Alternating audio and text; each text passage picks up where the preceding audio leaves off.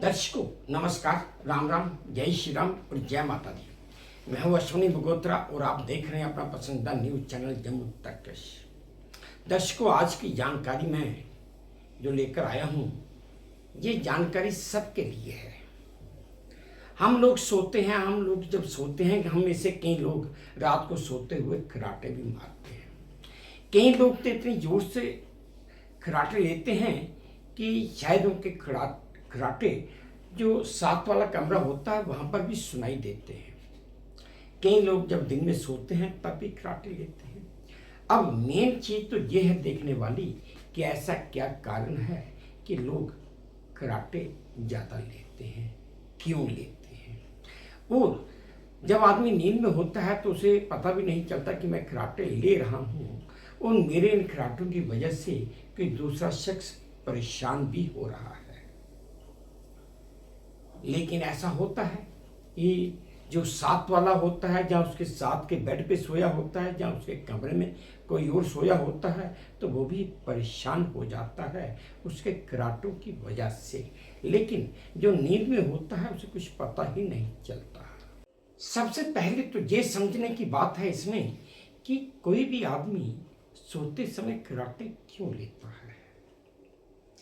जो मैं समझता हूँ वो तो ये है कि हो सकता है जब वो आदमी सोता है तो उसका नाक बंद हो, पूरी तरह नहीं लेकिन किसी तरीका किसी हद तक उसका नाक बंद हो।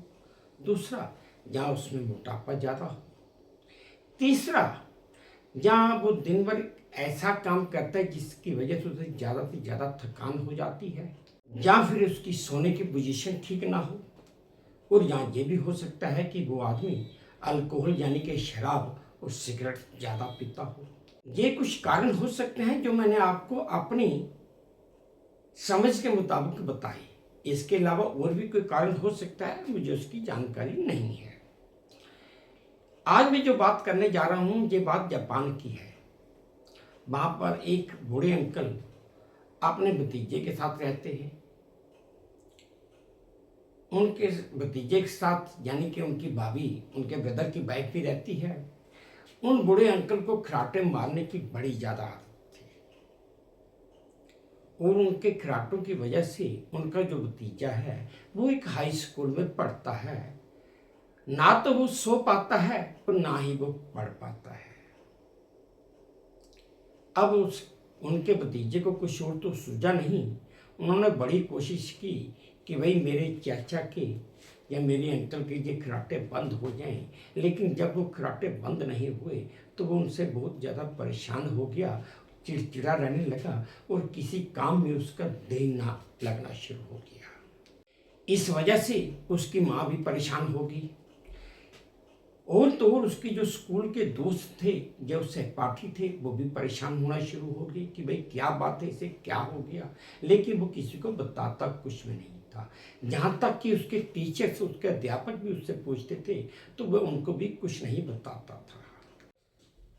अब जब बात उस लड़के की समझ से बाहर हो गई तो उस लड़के ने, उसकी उम्र 18 साल है, उसने अपने चाचा को मारने का सोच लिया कि मैंने ख़त्म ही कर दूंगा तो खराटे भी खत्म हो जाएंगे। जापान में एक जगह पड़ती है जिसका नाम है चिबा प्रांत। ये घटना इस प्रांत की है। अब जब उस लड़के ने सोच लिया कि मैंने अपने चाचा को मारना ही है, अब उसको उस अपने चाचा को मारने के लिए जहर तो चाहिए था, लेकिन वहाँ पे जहर इतनी जल्दी मिलता नहीं था। लेकिन उस लड़के को ये पता था कि ये कुछ पौधे हैं, इनकी पत्तियाँ जहर से भी ज़्यादा खतरनाक हैं। उसने क्या किया, वो गया और उन पौधों की कुछ पत्तियाँ तोड़कर ले आया। फिर उसने घर आकर सूप बनाया। सूप बना के वो पत्तियाँ उसमें बॉयल कर दी और वो सूप अपने चाचा को पीने के लिए दे दिया।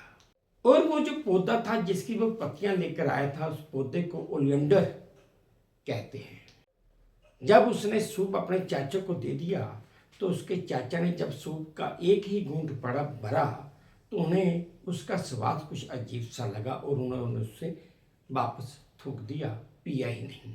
लेकिन इसके कुछ देर बाद उनके चाचा, उस लड़के के चाचा की उम्र, जिनकी उम्र 53 साल है, उनके मुंह में कुछ शून्यता जैसे कि शून्य होना शुरू हो गया, पेट में दर्द होने लगी और उन्हें कुछ उल्टियाँ भी आने लगी।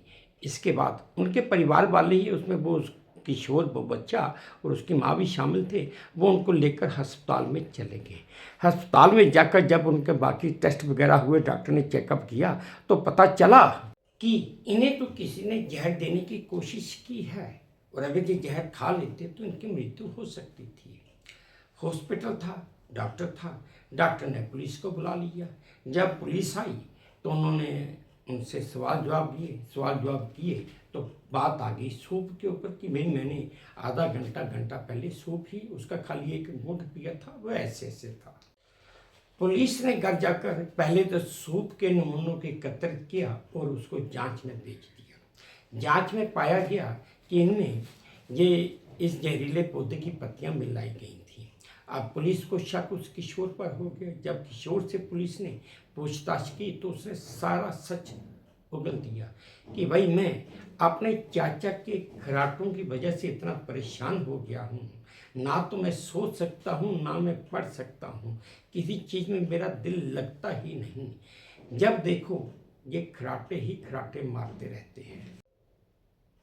तो किशोर ने ये भी बताया कि अब अपने चाचा के इन खराटों से निजात पाने के लिए ही मैंने ये एक कोशिश की थी जिसमें मैं नाकाम हो गया और मेरे चाचा ठीक हैं। खैर दर्शकों, ये बात सही है कि उसके चाचा बिल्कुल ठीक हैं और हॉस्पिटल से इलाज करवा के अब वो घर वापस भी आ चुके हैं। लेकिन पुलिस ने अपनी कार्रवाई शुरू कर दी और उस लड़के को अरेस्ट कर लिया, पकड़ लिया और फिलहाल वो लड़का सलाखों के पीछे है। दर्शकों, ये थी मेरी आज की एक जानकारी कि कई बार हम किसी भी वजह से इतना परेशान तंग हो जाते हैं कि हम उस वजह को ख़त्म करने की कोशिश करते हैं।